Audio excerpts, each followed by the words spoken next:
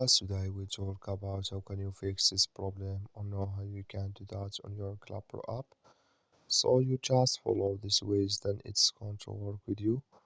All you have to do in the first, you just click here on settings, just click on it.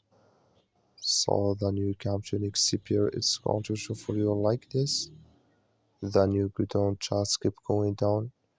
You just click on apps, come to apps list here, and there you're looking for here Clapper app, just click on search.